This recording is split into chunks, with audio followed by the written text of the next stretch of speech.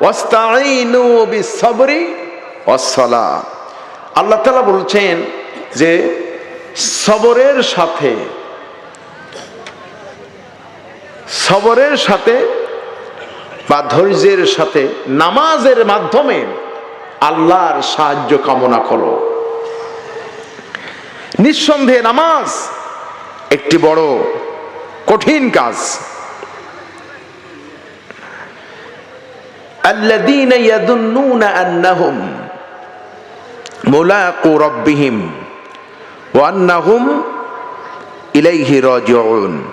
কিন্তু সেসব অনুগত বান্দাদের জন্য কঠিন নয় যারা মনে করে যে সব শেষে তাদের মিলিত হতে হবে তাদের রবের সাথে এবং তারই দিকে আমাদেরকে ফিরে যেতে হবে। এই ছিল আমার তেলাওয়াতকৃত আয়াতে কারিমার সরল তরজমা।